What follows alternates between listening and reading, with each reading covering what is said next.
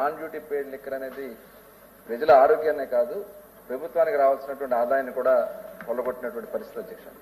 ఎందుకంటే ట్యాక్సెస్ రూపేణా మన ప్రభుత్వానికి ప్రజలకు అందాల్సినటువంటి డబ్బుల్ని కొంతమంది దళారులు గత ప్రభుత్వ సమయంలో కానీ కొన్ని చోట్ల జరిగినటువంటి సందర్భాలు ఉన్నాయి అధ్యక్ష. ప్రధానంగా వాళ్ళు ఆ రకంగా షిఫ్ట్ కారణం కూడా లాస్ట్ టైం ఒక ప్రశ్న సమాధానం చెప్పడం జరిగింది అధ్యక్ష. ప్రధానంగా ఏంటంటే ఆనాడు ఉన్నటువంటి పాలసీ వల్ల ఆ మద్యం విధానం వల్ల ప్రభుత్వ దుకాణాల్లోనేమో ప్రభుత్వ షాపులు పెట్టారు అధ్యక్ష.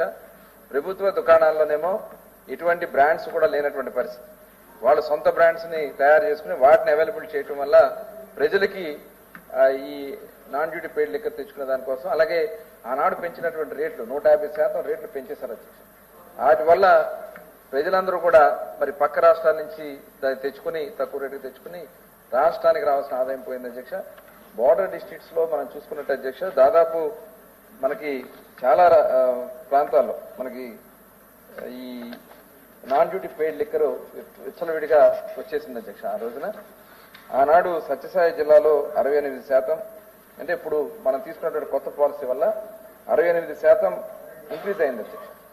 అట్లాగే చిత్తూరు జిల్లాలో 57%, అల్లూరు జిల్లాలో 54%, అనంతపురంలో 58%, శ్రీకాకుళం జిల్లాలో 16% అమ్మకాలు పెరిగినాయి అధ్యక్ష.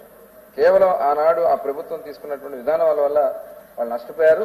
ఇవాళ తెలంగాణ బోర్డర్ డిస్ట్రిక్ట్స్ లో 30% వాళ్ళు తగ్గింది అధ్యక్ష సేల్. ఓవరాల్ గా చూస్తే -3% లో ఉంటే కేవలం ఈ బోర్డర్ డిస్ట్రిక్ట్స్ లో -30% లో వాళ్ళు ఉండడం జరిగింది అధ్యక్ష.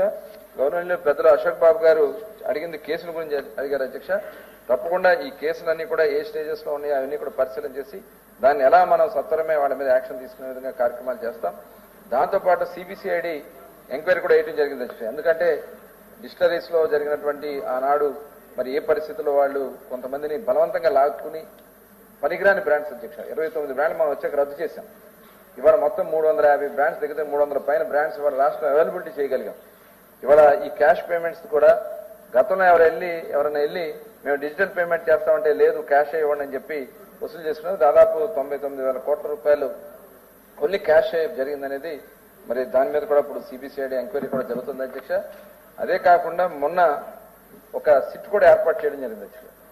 ఈ సిట్ ద్వారా మధ్యలో జరిగినటువంటి ఏదైతే కేసు కింద అని చెప్పి కలెక్ట్ చేశారనేది కొంత ఇన్ఫర్మేషన్ కొంత తెలియటం వల్ల సిట్ వేసిన జరిగింది అధ్యక్ష. సిట్ వేసిన సాయంత్రానికి తాడేపల్లి ప్యాలెస్ లో మొత్తం తగలబెట్టేశారు అధ్యక్ష. ఫైల్స్ అన్ని కూడా తగలబెట్టేశారు అధ్యక్ష. అంటే ఇందులో ఎంతమంది ఇన్వాల్వ్ అయ్యారు, ఎంత పెద్దలు ఇన్వాల్వ్ అయ్యారన్నారు దానికి ఇదే ఒక నిదర్శనం అధ్యక్ష. ఎట్టి పరిస్థితుల్లో కూడా ప్రభుత్వం చాలా సీరియస్ గా ఉంది. మైను, శాండు, ల్యాండ్ ఇలాంటి ఏదైతే ప్రధానమైనటువంటి గత ప్రభుత్వంలో ఏదైతే దోపిడీ చేశారో అవన్నీ కూడా ఉన్నాయి అధ్యక్ష. ఖచ్చితంగా ఈ ఎన్డీపీఎల్కి సంబంధించి రాష్ట్రం ప్రజలు కూడా నష్టపోయారు, ఆరోగ్యం నష్టపోయారు. ఇవాళ దాని మీద సీరియస్ గా మేము సిబిసిఐడి ఎంక్వైరీ చేస్తున్నాం. వాళ్ళని ఎవరైనా సరే ఎంతటి వాళ్ళైనా సరే చర్యలు తీసుకోవడం జరుగుతుంది అధ్యక్ష.